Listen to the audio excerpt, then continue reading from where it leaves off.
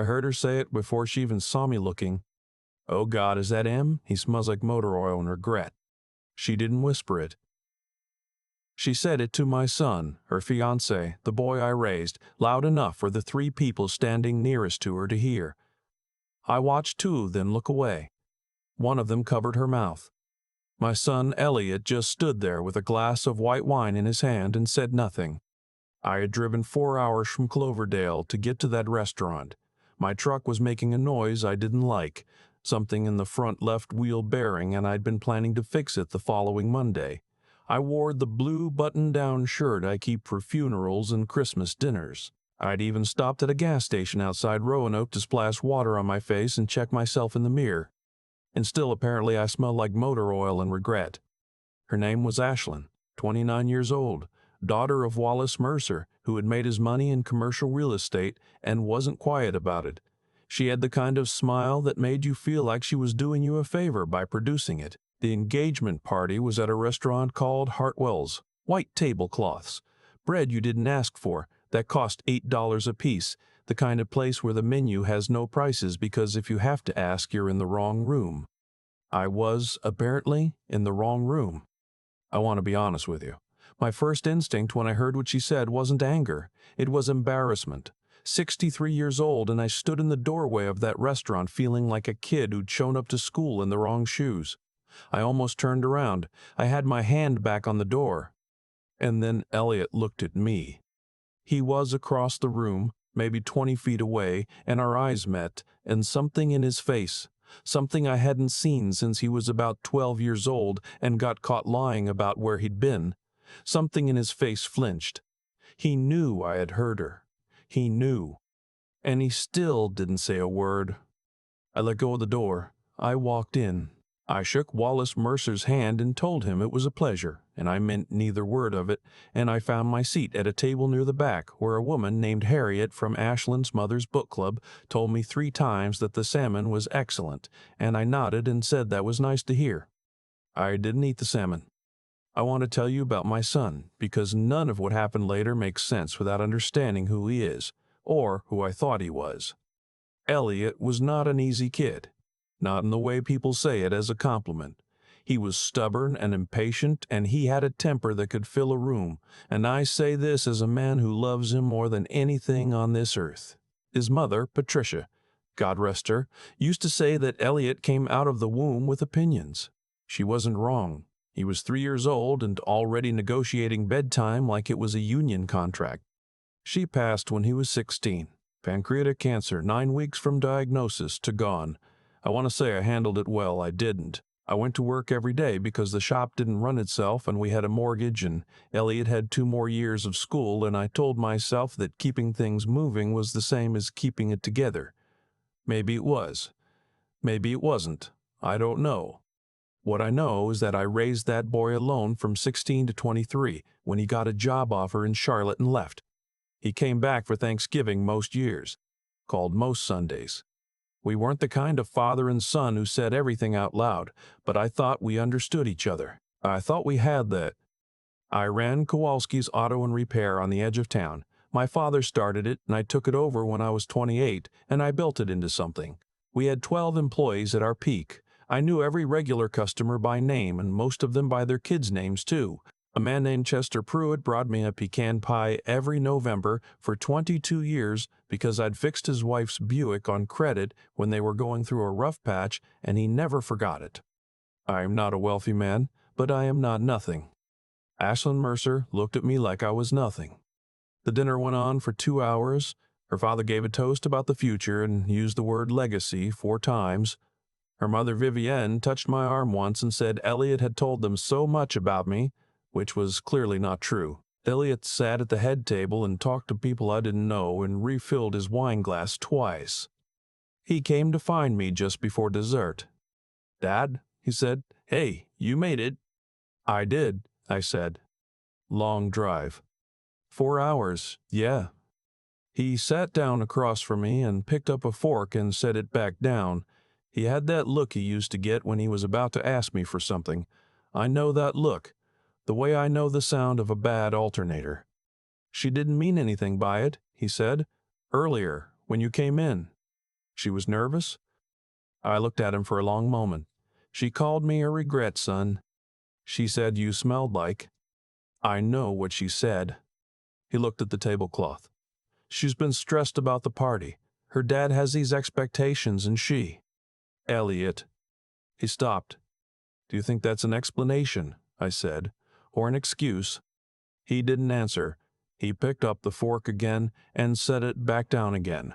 Across the room, Ashlyn was laughing at something.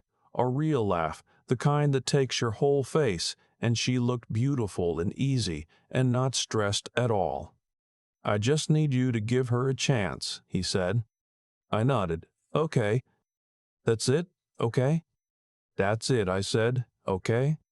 I drove home that night, 4 hours back through the dark and that sound in the wheel bearing getting worse. I thought about Patricia the whole way, about what she would have said. She had a way of cutting through things. Not cruel, just precise. She would have said something I'd think about for a week. I still miss that. I miss it every day. The weeks that followed were ordinary on the surface. Elliot called on Sundays. We talked about football, and whether I'd had the shop's roof looked at yet. I hadn't. And sometimes about the wedding, which was being planned at a speed that made me tired just hearing about it. The venue was a property in the Blue Ridge that Vivienne had been eyeing for 2 years. The catering was being handled by someone Ashlyn had found in a magazine. No one asked what I thought. I didn't offer. Then one Sunday Elliot called and the conversation was different. He wanted to talk about money. Specifically, he wanted to talk about a business opportunity. Wallace Mercer was putting together an investment group, a development project outside Asheville. Mixed-use residential, very promising, getting in on the ground floor sort of thing. Several of Ashlyn's family friends were already committed. Elliot said Wallace had mentioned that he'd love to have family involved. How much? I said. He's asking investors for $150,000 minimum, Elliot said. But for family, he said 75 might be. Elliot. Yeah. Is this why you didn't say anything when your fiancé called me a regret in front of a room full of people? Silence. Long silence. Dad, that's not fair. I'm not trying to be fair, I said. I'm trying to understand what's happening. More silence. Then, I just thought the shop has been doing well, and you said last year you were thinking about what to do with the building if you. I'll think about it, I said.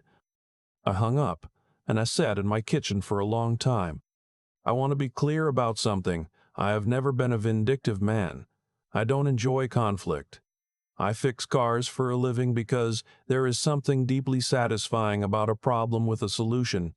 You find what's broken, you fix what's broken, and the thing runs again. People are more complicated than cars, and I have mostly found that complication exhausting rather than interesting. I do not like drama. I did not go looking for any of this. But I knew what was happening. I had known it since that restaurant, maybe before, and I had a decision to make. I called my lawyer the next morning. His name is Barry Fitch, and he has handled my business affairs for 11 years. And he is a careful, unhurried man who does not get excited about things. I told him what was going on. He listened without interrupting, which is one of the things I appreciate about him. What do you want to do? He said, when I was finished. I want to protect what I've built, I said. Then let's talk about the shop. What most people didn't know, including Elliot, because I had never thought to bring it up, because it had never seemed relevant, was that Kowalski's had been approached twice in the past 4 years by a regional automotive services group looking to acquire independent shops in the mid-Atlantic area. The second offer, 18 months ago, had been for just over $2 million. I had turned it down both times because I wasn't ready to stop working and because the idea of a chain running my father's shop made me feel something I didn't have words for. But the offer was still on the table. The group's representative, a straightforward woman named Gwen Albright, had made that clear. They were patient buyers. I also owned the building outright, paid off the mortgage 11 years ago. The land alone, in a town that had been quietly growing for the past decade, was worth more than most people would guess.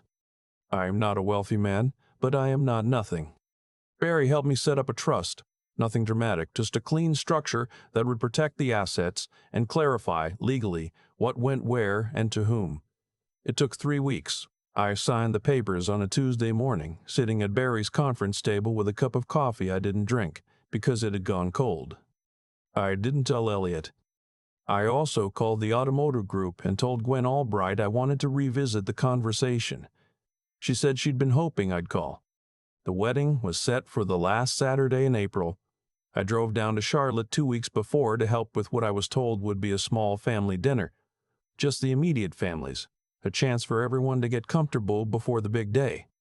Wallace Mercer's house was in a gated community called Willowmere, the kind of neighborhood where the lawn maintenance appears to happen by itself. The house was large and beige and had a 3-car garage that contained 2 cars. I noticed professionally that the third bay had been converted into a home gym. Vivienne answered the door and took my coat and said the salmon was excellent. I thought for a moment she was repeating herself from the engagement party before I realized she meant tonight's dinner. Ashlyn was in the kitchen. She gave me a smile that started on her mouth and stopped there. "So glad you could make it," she said, in a tone that suggested she had not given my attendance a single thought. Elliot hugged me. He held on a second longer than usual, which I noticed. Dinner was fine. Salmon was, in fact, excellent. Wallace told a long story about a property deal in Myrtle Beach that had made him a lot of money, and I nodded in the right places and asked what I hoped were sensible questions. He had the manner of a man who expected to be listened to, and I found I didn't particularly mind listening. He wasn't cruel. He was just a person who had decided a long time ago that money was the same as worth and had never found a reason to reconsider. After dinner, the women moved to the living room and Wallace poured bourbon at the kitchen table and looked at me across the rim of his glass. "I want to be straightforward with you," he said. "I appreciate that," I said. "Elliot is a bright kid. He's going to do well. But he came into this relationship without much of a financial foundation, and Ashlyn is accustomed to a certain—" He paused, selected a word. "Continuity." "Continuity," I said. "She's never had to worry about money, and I'd like to keep it that way." He set down his glass.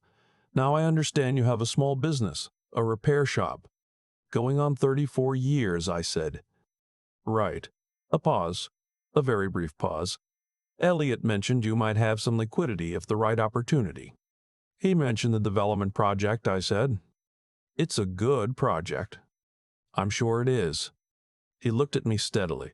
"I'll be honest, it would mean a great deal to me to have family invested. It's about alignment, about everyone wanting the same thing." I picked up my bourbon. "What is it you think we all want, Wallace?" He seemed mildly surprised that I'd turned the question. "A good life for our kids," he said, after a moment. "Security. The future." "Sure," I said. I did not write him a check.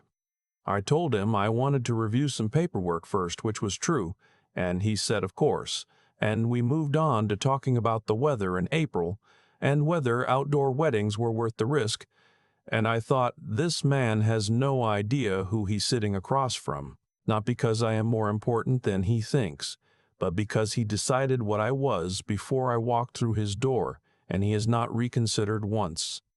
I drove home that night thinking about my father. He came to this country from Poland in 1961 with $40 in a trade. He didn't speak English well enough to ask for directions for the first 2 years, and he built something anyway. Kowalski's Auto and Repair. He named it after himself because he was proud of it, and because the name was hard for people to say, and he wanted them to learn it anyway. He worked 6 days a week and took Sunday mornings off for church and Sunday afternoons off for nothing at all, just sitting on the back porch with a beer, watching the yard, not doing a single thing. He said that was the most important part of the week, learning to do nothing without feeling guilty about it.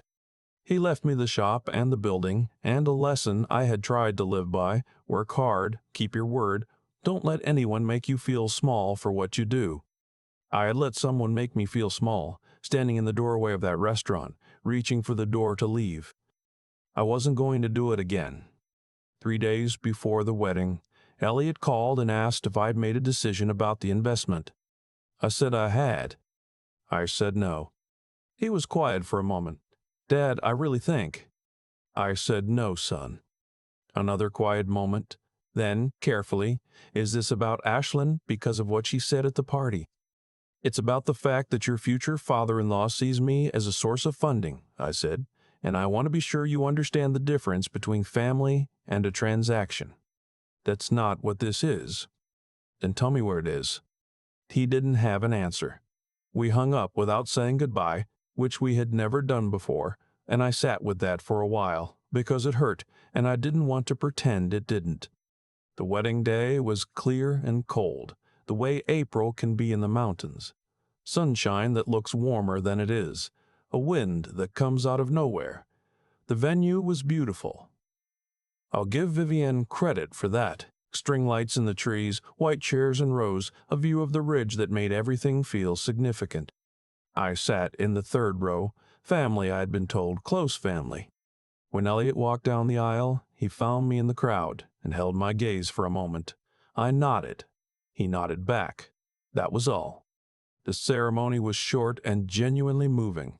The officiant was a friend of theirs who had known them both in college, and he told a story about the first time Elliot had mentioned Ashlyn, how he'd tried to be casual about it and failed completely, and people laughed. And I laughed too, because it was true. My son has never been casual about anything he cared about. The reception was at a hall attached to the venue. I found my table. Not the family table, I noticed, but a table with Elliot's college roommate and his wife and two cousins of Ashlyn's from out of town, who were pleasant and completely uninterested in talking to me. The night moved the way receptions move. Toasts and dancing and the cake and more toasts. Wallace gave a speech about legacy again. I counted twice, 5 times this speech. I sat at my table and talked to Elliot's roommate, whose name was Owen, and who was funny and self-deprecating and told me a story about Elliot in college that made me laugh so hard my eyes watered. Ashlyn came to my table once, just once, briefly to say she was glad I could be there. I thanked her. She moved on. Her eyes were already elsewhere before she finished the sentence. Toward the end of the night, when things had gone loose and the dancing was mostly the under-30s, Elliot found me sitting outside on the stone wall looking at the ridge. The lights from the hall came through the windows behind us. It was cold. He had his jacket off and his sleeves rolled up the way he always does when he's had a couple of drinks and stopped caring about being cold. He sat down next to me. We didn't say anything for a while. "I'm sorry," he said finally. I looked at him. "At the engagement party," he said, "what she said, I should have said something. Right then, I know I should have." "Yeah," I said, "you should have." "I froze," he said. "I don't know what happened. I froze." "I know. I'm not going to let it happen again." I looked at the ridge for a moment. The sky was that particular dark blue that comes just after real darkness sets in, not black but deep and full of something. "You know what your grandfather used to say about freezing?" I said. "He said it happens to everyone," Elliot said, which surprised me because I didn't know he'd remembered that. "He said it happens to everyone once," I said. "The second time is a choice." Elliot nodded. He stared at the ridge. "Did you give my father-in-law the money?" "No." A pause. "Because of me? Because of what happened?" I thought about how to answer that honestly. "Partly," I said, "but also because a man who decides what you're worth before you've spoken a word doesn't deserve access to what you've built, and because I wanted you to see the difference at some point between the people who are with you and the people who are using you." He was quiet for a long time. The wind came off the ridge and we both felt it. "He's not a bad person," Elliot said. "Wallace, he's just—" "I know," I said. "He's just a person who decided money was the whole story." "Yeah. Most people like that," I said, "eventually meet the chapter they didn't read." He looked at me then, really looked at me, the way he used to when he was small and trying to figure out if I meant something or was just talking. "What does that mean?" "It means I sold the shop," I said. His face shifted. "What?" "Signed the final papers last week, to a regional group. They've been after it for years. Building went with it. I got a fair price. More than fair, actually." He stared at me. "Dad?" "I'm not done working," I said. "I'll consult for them for 2 years as part of the deal. But the assets are clean, and they're in a trust, and Barry has made sure everything is structured right. I looked at him. Your grandfather built something from nothing. I spent 30 years making it into something bigger. That belongs to our family, not to whoever decided we weren't worth talking to until there was something in it for them. Elliot put his elbows on his knees and looked at the ground. I watched his jaw work the way it does when he's processing something he didn't expect. She's not a bad person either, he said quietly. Ashlyn, she grew up a certain way and she doesn't always realize how things sound. I know that too, I said, and that's a thing you two are going to have to work on together. I'm not here to tell you who to love. That's not my job anymore. What is your job? I thought about it. To make sure you know what you came from, I said, so you don't let anyone talk you out of being proud of it. He sat up straight. He looked at the ridge again. After a moment, he reached over and put his hand on my shoulder. Not a hug, not dramatic, just his hand, the way he used to when he was very small and scared of the dark and wanted to know I was there. I'm proud of you, Dad, he said. I don't say it enough. I didn't trust my voice for a moment, so I just put my hand over his, and we sat like that for a while, two men on a cold stone wall at the edge of a mountain, while a wedding went on behind us without needing us. That was 6 months ago. Things are not simple now. I won't pretend they are. Ashlyn and I are cordial, carefully, deliberately cordial, and I think she knows something shifted that night at the engagement party, that there are people in Elliot's life she does not have the power to make small. I think she's still deciding what to do with that. I'm giving her time. You can learn things at 29. I've seen it happen. Wallace Mercer called me once, about 3 weeks after the wedding. He had heard about the sale. Small world, regional business news. And his tone was different, measured. He asked if I might be interested in talking about some other opportunities, now that I had, as he put it, liquidity. I told him I'd think about it. I won't, but I told him I would. Elliot calls every Sunday. Last week he told me Ashlyn had started asking questions about my father, about where he came from, about the shop, about what the name meant. I don't know what prompted that, but Elliot said she'd asked him to tell her more, genuinely, and that she'd listened. Maybe that's the chapter Wallace didn't know was coming. Or maybe it's just a person deciding, slowly, imperfectly, to learn something they should have known before they said what they said in a restaurant doorway to a man in a blue button-down shirt who had driven 4 hours to love them right. I drove back to Cloverdale that night after the wedding, windows down despite the cold. The wheel bearing had been fixed by then. Took me 40 minutes on a Saturday morning, parts cost me $12. Some things, when you know what you're doing, are not as hard as they look. I pulled into my driveway at 2 a.m. and sat in the truck for a moment before going in. My father built a life in a language he barely spoke, in a country that wasn't sure what to do with him, with $40 and a trade and a name nobody wanted to learn to pronounce. He never once, in all the years I knew him, seemed ashamed of a single day of it. That's where I came from. And God help anyone who thinks that smells like regret.